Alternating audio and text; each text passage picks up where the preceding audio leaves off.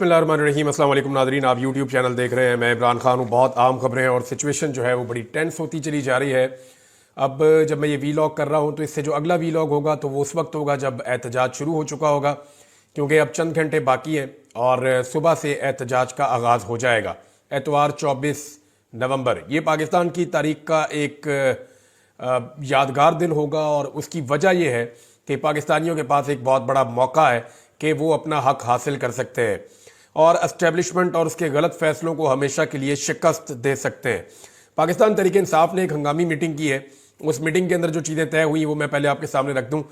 पाकिस्तान तहरीक इंसाफ की political committee का हंगामी इजलास हुआ और ये 22 और 23 नवंबर की दरमियानी रात को हुआ था, जिसमें इस बात का फैसला किया गया कि इमरान खान की हदायत के मुताबिक जो पुरअमन एहतजाजी तहरीक है उसका आगाज़ 24 नवंबर को अपने वक्त पर होगा और पाकिस्तान के हर शहर से होगा और काफ़िले इस्लामाबाद की तरफ अपने सफ़र का आगाज़ करेंगे। इजलास में इस बात का आदा किया गया कि ये तहरीक उस वक्त तक जारी रहेगी जब तक इसके अहदाफ हासिल नहीं हो जाते। ये है सबसे इम्पॉर्टेंट चीज़ कि जब तक हदफ हासिल नहीं हो जाता तब तक ये तहरीक जारी रहेगी। ये अहदाफ जो हैं वो मंदरजा झेल है। नंबर एक, पाकिस्तान भर में जितने भी बेगुनाह कैदी हैं और पार्टी के लीडरान हैं और कारकुनान हैं, इन सारों को जो है वो रिहा किया जाए जो लोग बेगुनाह कैद हैं। नंबर दो, जो मुतालबा है वो ये है कि 26वीं आईनी तरमीम जो है उसकी तनसीख हो, उसको ख़त्म किया जाए। तीसरा मुतालबा जो है वो बहुत इंपॉर्टेंट है कि 8 फरवरी के इलेक्शन के जो हकीकी मैंडेट है उसको बहाल किया जाए और इसके अलावा पॉलिटिकल कमेटी ने मुल्क की बिगड़ती हुई माशी सूरत हाल और दहशतगर्दी के बढ़ते हुए वाकयात का नोटिस भी लिया और मामलात को फौरी हल करने के जुमरे में हुकूमती बेहिसी और बेबसी को शदीद तनकीद का निशाना बनाया। पॉलिटिकल कमेटी ने पाकिस्तान तहरीक इंसाफ के कारकुनान और मुख्तलिफ शोबों से ताल्लुक रखने वाले अवाम से अपील की है कि वो पुरअमन एहतजाज में जोक दर जोक शिरकत करके उसे कामयाब बनाएं ताकि पाकिस्तान में आइन और कानून के मुताबिक जमहूरी दौर का आगाज हो सके, रियासत के अवाम का एतमाद बहाल हो और एक बेहतर मुस्तकबिल की नवीद सुनाई जा सके। बेहतर मुस्तकबिल की उम्मीद तो आपको तब होगी ना जब लोगों का ट्रस्ट वापस आएगा। लोगों को मौजूदा हुकूमत के ऊपर, सिस्टम के ऊपर यकीन ही नहीं है। जब लोगों का यकीन नहीं है तो लोग इन्वेस्ट नहीं कर रहे, लोग इस मुल्क में पैसा लगाना नहीं चाहते। हुकूमत जो है उसने आखिरी कोशिशें की हैं पाकिस्तान तहरीक इंसाफ से रब्ते करके कि किसी तरह इस एहतजाज को मौखर करवा दिया जाए, मुलतवी करवा दिया जाए, क्योंकि पूरा का पूरा निज़ाम डरा हुआ है। निज़ाम पूरा का पूरा स्टेक पर है। उसकी एक वजह तो ये भी है कि सब ये जानते हैं कि मामला उतना आसान नहीं है, इदारों के अंदर भी बड़ी बेचैनी है और ये खबरें हमें मिल रही हैं। ऊपर ऊपर से जो चीज़ें आपको दिखाई दे रही हैं ऐसे नहीं है, अंदर बड़ी हलचल है, इदारों में भी बड़ी बेचैनी है। ऊपर से पुरसकून और मुस्कुराते हुए चेहरे जो आपको नजर आ रहे हैं, इनके अंदर बड़े दुख है, बड़े प्रॉब्लम्स हैं जिनको ये फेस कर रहे हैं और वो ये जानते हैं कि इंटरनेशनल प्रेशर एक लेवल से ज़्यादा बढ़ गया है। अगर पाकिस्तान के अंदर से कोई तहरीक चली तो ये सारा उदल पदल हो जाएगा और हमारे हाथ से गेम निकल जाएगी। जिनको मैंने जो बात समझानी थी लोगों को समझ आ गई है, इशारा काफ़ी है। अब हुकूमत ने जो राब्ता किया बैरिस्टर गौर से कि जनाब आप इसको मुअख्खर कर दें, हमारे को बेलारूस के कोई हुक्मरान आ रहे हैं। अच्छा, बेलारूस हमने पहले कभी सुना भी नहीं, उन्होंने पाकिस्तान को देना क्या है। बहरहाल आ रहे हैं तो बड़ी अच्छी बात है, हमारे मेहमान है वो आए। पाकिस्तान तहरीक इंसाफ ने एक सड़क से जाना है सीधा और एक डी चौक में पहुंचना है, वहां उन्होंने एहतजाज करना है। तो वो तो मेहमान आ सकते हैं, वो हेलीकॉप्टर पे आएंगे, बड़े आराम से पहुंचेंगे, अपना इंजॉय करें, अपनी एक्टिविटी देखें। मेहमानों को तो कोई कुछ नहीं कह रहा, उनको तो वेलकम करती है सारी पाकिस्तान की कौम। हम तो इस हवाले से पाकिस्तानी कौम बड़े ज़बरदस्त लोग हैं। तो ये तो हुकूमत ने खुद ऑप्शन लिया कि सारा कुछ बंद कर दिया। बहरहाल बैरिस्टर गौर ने कहा जी कि मैं अपनी पार्टी से पूछ के आपको बताऊंगा। जबकि अली अमीन गंडापुर से जब रब्ता किया गया और उनसे पूछा गया इस हवाले से तो उन्होंने कहा जी मेरा तो कंट्रोल ही इमरान खान के पास है, मुझे तो जो इमरान खान कहेगा मैं अब वही करूंगा। माजी में उनके साथ लोगों के गिले शिकवे रहे, लगता है कि वो गिले शिकवे धोने के मूड में। उन्होंने कहा जी मुज़ाकरात अगर होंगे तो इमरान खान साहब बाहर आएंगे, उनके आने के बाद होंगे। इमरान खान साहब बाहर आ जाए, वो आगे बताएं, फिर मुज़ाकरात करेंगे। अभी कोई मुज़ाकरात नहीं है और मैं इस एहतजाज को नहीं रोक सकता, मेरा कंट्रोल इमरान खान के पास है। मामला वहीं जाके फंस गया जहां पे अक्टूबर में पता हुआ था, लेकिन अक्टूबर में लीडरशिप ने काम खराब कर दिया था। इस दफा देखते हैं क्या होता है। दूसरी एक खबर यह है कि धमकियां लगवाई जा रही हैं बहुत ज्यादा। हुकूमत दोनों काम कर रही है, एक तरफ रिक्वेस्ट करती है, मिन्नत करती है, पांव पकड़ती है, दूसरी तरफ हुकूमत धमकियां भी लगाती है। अब धमकियां लगाने के लिए जो बंदे एस्टेब्लिशमेंट ने रखे हुए हैं वो फैसल वाडा टाइप के हैं, कुछ जर्नलिस्ट भी हैं हमारे। अब वो आगे धमकियां लगाते हैं कि लोगों को बहुत मारेंगे, बड़ी फैंटी लगाएंगे, इस तरह मारेंगे, खाले उधेड़ देंगे, ये करेंगे वो करेंगे। और बेशर्मो बेगैरतो जाके दहशतगर्दों को धमकियां लगाओ। बेशर्म लोगों जाके धमकियां लगानी है तो उनको लगाओ जो पाकिस्तानियों का खून बहा रहे हैं। तहरीक इंसाफ ने कितने बंदे मारे हैं आज तक? कोई बंदा नहीं मारा। तहरीक इंसाफ के अपने बंदे मारे गए हैं कई। अभी दोबारा कल परसों एक और आदमी जो है वो बेचारा अपने घर में था, उसके ऊपर अटैक किया, वो भाग रहा था, उसको मार दिया पकड़ के। तो लगातार पाकिस्तान तहरीक इंसाफ का खून बहा है। ये कोई दहशतगर्द जमात नहीं है, पाकिस्तान की एक पॉलिटिकल पार्टी है। आप इससे मुज़ाकरात भी करना चाहते हैं, दरखास्तें भी आप इनसे करते हैं और फिर आप इनको धमकियां भी लगाते हैं। भाई धमकियां लगानी तो पाकिस्तान के दुश्मनों को जाके लगाओ, वहां तुम चुप हो जाते हो, वहां तुम्हारी आवाज नहीं निकलती, वहां तुम कुछ कर नहीं सकते। जब मारोगे अपने लोगों को मारोगे क्या? यानी ये जो फैसल वाला धमकियां लगा रहा है किसके बेहाव पे लगा रहा है? ये जो बाकी लोग धमकियां लगा रहे हैं किसके बेहाव पे लगा रहे हैं? क्या रियासत पाकिस्तान को वो ये चाहते हैं कि वो पाकिस्तान के शहरियों को ही मारे? बस दहशतगर्दों से नहीं लड़ना, मुकाबला नहीं करना दुश्मन का। तो वहां पे इनकी जुबान बंद हो जाती है। जो धमकी लगानी है अपने लोगों को ही लगानी है इन्होंने। अब इसके बाद जो है मोहसिन नकवी ने एक और स्टेटमेंट दिया। उसने कहा जी हम मजबूर हूं और इस्लामाबाद हाई कोर्ट के हुक्म का पाबंद हूं, और इस्लामाबाद का हाई कोर्ट जो है उसका हुक्म है कि इस्लामाबाद में कोई एहतजाज नहीं होगा, तो उसकी इजाजत नहीं देंगे। ओ भाई, इस्लामाबाद हाई कोर्ट का हुक्म क्या है, उसकी क्या हैसियत है?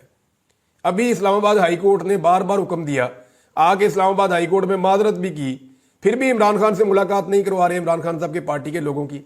जूते के नोक के ऊपर रखा हुआ है सिर्फ अडियाला जेल के अमले ने इस्लामाबाद हाई कोर्ट का हुक्म। इधर वजीर दाखिला इतने अच्छे बन के दिखा रहे हैं। हाई कोर्ट्स की और जजों की इज्जत आपने खुद ही खत्म कर दी है। जब भी कभी कोई जज गैरत में आएगा और आकर कहेगा जी मेरा हुक्म क्यों नहीं माना, तो उसके सामने 100 मिसालें पेश की जा सकती हैं कि जनाब आपने 40 दफा कहा कि इमरान खान को मिलवाओ, उन्होंने नहीं मिलवाया। आपने फलां काम कहा, उन्होंने नहीं किया। आपने उसको छोड़ने को कहा, उन्होंने नहीं छोड़ा। आपने कहा इसको ट्रेवल करने दो, इन्होंने नहीं करने दिया। हजारों ऐसी चीजें की गई हैं कि इस्लामाबाद हाई कोर्ट या सुप्रीम कोर्ट, अब अदालत का हुक्म मानना है तो जाओ जाके मखसूस नशिस्तें पाकिस्तान तहरीक इंसाफ को दे दो। तहरीक इंसाफ की मखसूस नशिस्तें हैं ना, वो उनको दे दी जाए। अदालत का हुक्म मानना है तो जो तहरीक इंसाफ के लोग हैं उनके एफिडेविट के मुताबिक उनको तहरीक इंसाफ का साबित किया जाए। अदालती हुक्म इन्होंने सिर्फ वही मानना होता है जहां पे इन्होंने फस्तायत, जबर और जुल्म के लिए अदालती ऑर्डर का सहारा लेना होता है। और एतजाज अहसन साहब ने कहा है कि जी अदालत जो है ना दफा 144 नहीं लगा सकती। ये जज का इख्तियार ही नहीं है कि वो पुरअमन एहतजाज को रोक सके या उससे मना कर सके। उसकी वजह यह है कि ये आईने पाकिस्तान के अंदर ये हक मौजूद है और इस हक को छीना नहीं जा सकता। अब एक और चीज है नाज़रीन, वो मैं आपके साथ शेयर करता हूं कि और किसी को यकीन है या नहीं है, मौजूदा हुक्मरानों को पूरा यकीन है कि इनकलाब बिल्कुल करीब आ चुका है। वो इसलिए कि मैंने मुख्तलिफ जगहों से रिपोर्टें इकट्ठी की तो पता चला कि इनके अपने घरों की तरफ जाने वाले जितने रास्ते हैं ना, उन सब के ऊपर डबल सिक्योरिटी खड़ी की गई है। वहां ज्यादा कंटेनर पहुंचाए गए हैं, वहां ज्यादा रुकावटें लगाई गई हैं। यानी इनको इस बात का आइडिया है कि किसी वक्त भी पाकिस्तान में इनकलाब आ सकता है। ये उसको रोकने की पूरी कोशिश करेंगे, पूरी रियासती मशीनरी को इस्तेमाल करेंगे, पुलिस को इस्तेमाल करेंगे, इदारों को इस्तेमाल करेंगे। लेकिन जो इदारों के अंदर लोग काम करते हैं, क्या उनके बच्चों ने भी इन्हीं हुक्मरानों के बच्चों का गुलाम रहना है? वो इस बात को सोच लें। उन्होंने तो अपनी जिंदगी में गुलामी कर ली है, लेकिन अगर आज पाकिस्तान के अवाम आपकी गुलामी खत्म करने के लिए निकल रहे हैं और आपके बच्चों के मुस्तकबिल के लिए निकल रहे हैं, तो कम से कम इस बात के ऊपर गैरत खाइए और अवाम का रास्ता रोकते हुए इस बात का एहसास रखिएगा कि वो आपके बच्चों के मुस्तकबिल के लिए निकले हैं। मुझे अच्छी तरह एक बात याद है, मुझे वो उठाकर ले गए ना ये एंटी करप्शन वाले, मुंह पे कपड़ा डाल के रात को। वहां जाके इनका कोई सीनियर ऑफिसर था, वो आ गया, डायरेक्टर था, वहां मुझे बांध के बैठाया हुआ था। वो मुझे आकर कहता है कि इमरान भी अपने बच्चों का सोचे। मैंने कहा मैं तो तेरे बच्चों का भी सोच रहा हूं भाई, मैं सिर्फ अपने बच्चों का तो नहीं सोच रहा। तो वो बंदा चुप हो गया। फिर उसने मुझे कहा कि यार हम आपको डिजर्व नहीं करते, हम लोग बड़े बुरे लोग हैं। मैं बाहर से बड़े ख्वाब देख कर आया था इस मुल्क में कि मैं तब्दीली लेकर आऊँगा, मैं सरकारी नौकरी करूँगा, इंसाफ करूँगा, और हमने कुछ भी नहीं किया। इमरान भाई सीरियसली हमने इस मुल्क को बर्बाद कर दिया। ये उस बंदे ने मुझे बात की थी। बहरहाल इनको पूरा यकीन है कि इनकलाब दस्तक दे रहा है और बहुत करीब पहुंच गया है। उसे कुचलने के लिए पूरी रियासती मशीनरी और वसाइल लगा रहे हैं। इतने डरे हुए हैं कि अपने घरों की तरफ आने वाले रास्ते सबसे ज्यादा इन्होंने बंद किए हुए, पूरा बंदोबस्त वहां लगाया हुआ है। ये जो मैच है ना इस वक्त 24 नवंबर वाला, ये मैच इमरान खान बगैर डरे खेल रहा है। इमरान खान एक बात करते हैं ना कि जो टीम हार के डर से मैदान में उतरती है वो जीत नहीं सकती, और ये टीम जो है वो हार के डर से मैदान में उतर रही है। हुकूमती टीम इस वक्त हारने से डर रही है और उनका बंदोबस्त ये बता रहा है, तो डरी हुई टीम जीत नहीं सकती। इमरान खान के पास खोने के लिए है कुछ नहीं। दो स्टेटमेंट आपके सामने रखता हूं, आपको आइडिया हो जाएगा। इन दोनों को आप जोड़कर देखें, आपको आइडिया हो जाएगा उसके दिमाग में क्या चल रहा है। इमरान खान ने एक स्टेटमेंट दिया कि या तो मैं मारा जाऊंगा या जीत जाऊंगा। इसका मतलब है उसने अपना सारा कुछ दांव पे लगा दिया। इमरान खान के पास और कुछ दांव के ऊपर लगाने के लिए नहीं है, उसने अपनी जान भी दांव पे लगा दी है कि या तो मैं मारा जाऊंगा या जीत जाऊंगा। दूसरा स्टेटमेंट उसने कहा था कि मेरी आजादी का फैसला पाकिस्तान में होगा। यानी इमरान खान ने अपना सारा कुछ दांव पर लगाकर पाकिस्तान के अवाम के साथ अपनी उम्मीदें बांध ली हैं कि जब मैंने तो अपना सारा कुछ दांव पे लगा दिया, मैंने अपने हिस्से की मार भी खा ली, बल्कि ज्यादा मार खाई है, लेकिन मैंने भरोसा अल्लाह रब्बुल इज्जत के बाद अपनी अवाम के ऊपर किया हुआ है। वो बाहर किसी को नहीं कह रहा मुझे छुड़ाओ, कोई डील नहीं कर रहा, किसी से राब्ता नहीं कर रहा। वो एक ही बात कर रहा है कि मेरी पब्लिक फैसला करेगी, ये बंद कमरों के फैसले नहीं होंगे। तो अब अवाम के ऊपर डिपेंड करता है कि एक आदमी जिसने अवाम के लिए कुर्बानी दी है, क्या अवाम उसे अकेला छोड़ देंगे? मुझे ऐसा नहीं लगता, क्योंकि हुकूमत की जिस किस्म की टांगें कांप रही हैं या जैसी वो हरकतें कर रहे हैं, उससे तो ऐसा लगता है कि हुकूमत को इस बात का आइडिया है कि अवामी सैलाब आ रहा है। दूसरा एक और बड़ी इंपॉर्टेंट चीज है, मैं आपको मिसाल देकर समझा देता हूं। हम जब क्रिकेट खेलते थे ना, तो खिलाड़ियों को लेने के लिए जाते थे, एक दो लड़के ऐसे थे जो सुबह सुबह सोते हुए बन जाते थे। उनको उठाते रहो, दरवाजा खटखटाते रहो, वो दरवाजा ही नहीं खोलते थे।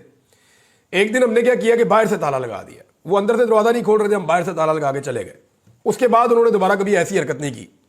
तो यहां पे हुकूमत ने अंदर से कुंडी लगा दी है इस्लामाबाद को, सारा बंद करके ना। और इनको ये नहीं पता, इन्होंने इस्लामाबाद और लाहौर को बंद करके अंदर से ताला लगा दिया है या कुंडी लगा दी है। तो लाहौर के अंदर 1 मिलियन से ज्यादा वोट पड़ा है पाकिस्तान तरीके इंसाफ को। अगर लोग लाहौर के अंदर निकल आए तो आपको भागने का रास्ता भी नहीं मिलेगा, जो आपने ब्लॉकेज लगाए हुए हैं। इसी तरह इस्लामाबाद के अंदर आपने 30-35 हजार बंदा इकट्ठा किया, पुलिस वाला ज्यादा से ज्यादा। 3 लाख तो वोट पड़ा है पाकिस्तान तरीके इंसाफ को, और तरीके इंसाफ के वर्कर बड़ी तादाद में इस्लामाबाद में पहुंचे भी हुए। उन्होंने कॉल दे दी है कि वो 0 पॉइंट से शुरू हो जाएंगे अपना एहतजाज करने के लिए, डी चौक की तरफ वो जाएंगे। तो अब जनाब हुकूमत ने अंदर से कुंडी लगा दी इस्लामाबाद के। अगर पाकिस्तान तरीके इंसाफ बाहर से कुंडी लगा दे और आकर बाहर बैठ जाए तो इस हुकूमत के साथ क्या होगा? जो होगा वो मैं आपको बताता हूं, लेकिन पहले आप वजीर खजाना का स्टेटमेंट देखें। पाकिस्तान का वजीर खजाना, जिसका ताल्लुक किसी पॉलिटिकल पार्टी से नहीं है, नून लीग ने उसको सेनेटर बनाया, एस्टेब्लिशमेंट का वो आदमी है, उसने बताया कि एक दिन का अगर एहतजाज होता है और शहर बंद होते हैं तो उसका नुकसान 190 अरब रुपए होता है। 190 अरब रुपए का नुकसान होता है एक दिन अगर शहर बंद हो जाए। ये बंदिश पाकिस्तान तहरीक इंसाफ ने नहीं की। तहरीक इंसाफ ने एहतजाज करना था डी चौक में, आप पारा मार्केट खुली होती, कोई फर्क नहीं पड़ता। बाकी सारे जितने मरकज हैं वो खुले होते, पूरा रावलपिंडी खुला होता, पूरा लाहौर खुला होता, लोग अपना काम कर रहे होते। तो पाकिस्तान तहरीक इंसाफ ने को पहिया जाम या हड़ताल की कॉल तो नहीं दी थी ना, उन्होंने तो इस्लामाबाद में एहतजाज की कॉल दी थी। इस्लामाबाद को, लाहौर को और बाकी शहरों को, पूरे पाकिस्तान को बंद किसने किया? सारे पाकिस्तान को बंद किया इस वक्त मौजूदा हुकूमत ने। तो 190 अरब रुपए रोजाना का जो नुकसान है वो कौन कर रहा है? हुकूमत खुद कर रही है, क्योंकि हुकूमत ने अपनी चॉइस के तहत पूरे पाकिस्तान को बंद कर दिया है। अब वो ये कहते हैं कि जीडीपी को मिला ले, टैक्स को मिला ले, जो एक्सपोर्ट्स हैं उनको मिला ले, अगर सारी चीजों को इकट्ठा करें तो हम आपको बिल्कुल दुरुस्त तखमीना बता रहे हैं। आदादो शुमार के मुताबिक ये 190 अरब रुपए रोजाना का नुकसान बनता है, और ये नुकसान 1-2 दिन से ज्यादा बर्दाश्त नहीं कर सकता पाकिस्तान, ये उन्होंने कहा। अब हुकूमत ने अंदर से कुंडी लगाई हुई है, अगर पीटीआई बाहर से कुंडी लगा के बैठ जाए हम अंदर आते ही नहीं है, आप खुद ही ये रुकावटें हटाएंगे, कंटेनर हटाएंगे, इन खंदकों को आप भरेंगे तो हम आएंगे, आके अपना एहतजाज करेंगे। अदरवाइज हम यहां बैठे हैं, आप फिर बंद रखें पाकिस्तान को। अब ये तो हुकूमत की चॉइस है ना कि वो लोगों को पुरअमन एहतजाज करने का हक देती है जो आईने पाकिस्तान के अंदर लिखा हुआ है, या नहीं देती। अगर हुकूमत आईने पाकिस्तान के अंदर लिखा हुआ पुरअमन एहतजाज अवाम को नहीं करने देती तो फिर हुकूमत जिम्मेदार है कि रोजाना 190 अरब रुपए का नुकसान हो रहा है, और ये पाकिस्तान, इसका खुमियाजा पाकिस्तान भुगतेगा। फॉर गॉड से हुकूमत को समझना चाहिए, इस बात को अंडरस्टैंड करना चाहिए कि इससे वो निकालेंगे क्या, इससे तो काम और खराब करेंगे वो। देखिए एक चीज बड़ी क्लियर है कि इस दफा अगर ये माफिया बच गया ना तो फिर इनको एक दफा फिर ऑक्सीजन मिल जाएगी, और फिर ये पाकिस्तान के फैसले बंद कमरों में करते रहेंगे, अवाम की राय के खिलाफ करते रहेंगे। यहां पे मईशत भी खराब होती रहेगी, महंगाई भी बढ़ती रहेगी, दहशतगर्दी भी बढ़ती रहेगी, करप्शन और लूटमार बढ़ती रहेगी, जबर और फस्तायत जो है वो इसी तरह जारी रहेगा। चंद खानदानों की हुक्मरानी है, वो पहले भी चल रही है, आइंदा भी चलेगी। अब हम अपने बचपन से ये चीजें देख रहे हैं, हमारे बड़ों ने इनके खिलाफ लड़ाई नहीं की, इन माफियात के खिलाफ, और अगर हम भी ये लड़ाई अपने बच्चों के लिए छोड़ जाएंगे तो कल उनको लड़नी पड़ेगी। लेकिन इस लड़ाई में इनको शिकस्त होनी है एक दिन, आज हो जाए 10 साल 20 साल बाद हो जाए, लेकिन इन्होंने इस लड़ाई को हारना है एक दिन, इनको सरेंडर करना पड़ेगा एक दिन। तो इस माफिया से अगर आप लड़ लेंगे तो आपके बच्चों को नहीं लड़ना पड़ेगा, और अगर आप नहीं लड़ेंगे तो जिस तरह आपके बड़े आपके लिए लड़ाई छोड़ गए हैं, कल आप अपने बच्चों के लिए इस लड़ाई को छोड़कर चले जाएंगे। हुकूमत इतनी बुखलाई हुई है नाजरीन के रास्ते बंद किए हुए और एम्बुलेंसें उसके अंदर फंसी हुई हैं। जेलम में रिपोर्ट हुआ कि एक शख्स जो है वो जा रहा था एम्बुलेंस के अंदर, उसको मरीज को लेकर जा रहे थे उसके लवाहिकीन, और फिर वो वहां पे जाम बहक हो गया। बाद में रास्ता फिर भी नहीं दिया तो वो हाथों के ऊपर उठा के उसकी लाश वहां से उसके लवाहिकीन लेकर गए। एक बच्ची का वालिद जो है वो मिन्नतें करता रहा बड़ी देर तक कि आप रास्ता खोल दें, मुझे अपनी बेटी को हॉस्पिटल लेकर जाना है, लेकिन उस बच्ची को अस्पताल नहीं जाने दिया गया। वो बच्ची भी वहां इंतकाल कर गई। उसका बाप उसकी लाश गोद में उठाकर लेकर जा रहा था। पाकिस्तानी मीडिया ने नाच नाच के बेशर्मी के घुंघरू तोड़ देने थे अगर ये काम किसी और जगह पे हुआ होता तो, क्योंकि ये मरियम नवाज की हुकूमत कर रही है, क्योंकि ये शहबाज शरीफ की हुकूमत कर रही है, और ये लोग मीडिया का पेट भरते हैं, मीडिया को पैसा देते हैं, लिहाजा मीडिया कुछ बोलने के लिए तैयार ही नहीं है। बेशर्मी की इंतहा है। बुशरा बीबी के हवाले से नाजरीन, जिस बंदे ने पर्चा करवाया था ना बुशरा बीबी पे, वो खुद क्रिमिनल निकला है। मैं आपको जरा थोड़ा सा रिकॉर्ड बता देता हूं कि जब शहीद अरशद शरीफ पे पर्चे हुए ना तो उन्होंने तहकीकात की थी, मेरे ऊपर हुए, उन पे हुए, साबिर शाकिर पे हुए और सभी इब्राहिम साहब पे, हम 4 लोगों पे पहले पर्चे हुए थे। वो जो मुद्दई थे ना, जब हम मुद्दइयों तक पहुंचे तो पता चला कि उन मुद्दइयों में सारे ही तकरीबन जो है वो क्रिमिनल्स हैं, वो जराइम पेशा लोग हैं। और वो क्योंकि एजेंसियों की तरफ से पुलिस को कहा गया था कि ये आपने FIR दर्ज करनी है इन 4 सहाफियों पे, तो पुलिस ने ऐसा किया कि वो मुद्दई जो क्रिमिनल टाइप के लोग होते हैं उनको बुलाया, तरह है पर्चा दे, इस पे दस्तखत कर। वो बेचारे क्रिमिनल हैं, उन्होंने बेचारों ने दस्तखत कर दिए। तो इसी तरह बुशरा बीबी का जो मुकदमा जनूबी पंजाब में दर्ज करवाया मरियम नवाज ने, वो भी एक जराइम पेशा फर्द को इस्तेमाल किया। गुलाम यासीन के खिलाफ मुख्तलिफ थानों में मुकदमात दर्ज हैं, ये सजा याफ्ता भी है, और जिस थाने में इसने मुकदमा दर्ज करवाया इसी थाने में भी ये मुलजिम रह चुका है और इसे सजा भी हो चुकी है। यानी इसके ऊपर अजीबोगरीब किस्म के मुकदमात हैं और बेशरम किस्म का आदमी है, इसको उठा के तो बुशरा बीबी के खिलाफ एक मुद्दई के तौर पे खड़ा कर दिया रियासत ने और मुकदमा करवा दिया। जो करने वाला काम है वो ये नहीं कर रहे। यानी इस वक्त जिला करम के अंदर सूरत हाल इतनी खराब है कि मजीद 20 के करीब लोग वहां पे जांबक हो गए। यानी पहले जो कुछ हुआ रास्ते में, जो एक टारगेट किलिंग हुई, दहशतगर्दी का वाकया हुआ, 45 लोग वहां पे जान से गए। उसके बाद अब जो है वो 18 से 20 लोग दोबारा रिपोर्ट हो रहे हैं कि वो जो झड़पें हो रही हैं, जो लड़ाइयाँ हो रही हैं, उसके अंदर इतने लोग जो हैं वो जांबाक हो गए हैं।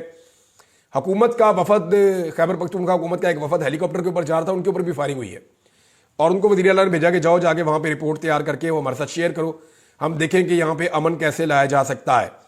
लेकिन सिक्योरिटी तो सारी उठा कर ले गए हैं इस्लामाबाद में, तवज्जो सारी इस्लामाबाद में है, इंटेलिजेंस का ऑपरेटर सारा काम कर रहा है इस्लामाबाद के एहतजाज को रोकने के लिए। तो फिर पारा चनार क्या बेचता है? पारा चनार के अंदर लोग थोड़ी हैं, वो तो जानवर ऐसे लगता है जो जान से जा रहे हैं, जो मारे जा रहे हैं। शायद वो पाकिस्तानी शहरी नहीं है। यानी मरियम नवाज ने थोड़े दिन पहले जो एक जुमला बोला था ना, जो फैसल वाडा के मुंह से रिपोर्ट हुआ, मैंने इरशाद भट्टी के उसमें पढ़ा तहरीर में, तो इनके सामने अवाम की इतनी औकात है। याद है इसने अरशद शरीफ का मजाक भी उड़ाया था, डेड बॉडी का। इनके दिल में इंसानियत नहीं है, इनके दिल में इंसानियत है ही नहीं।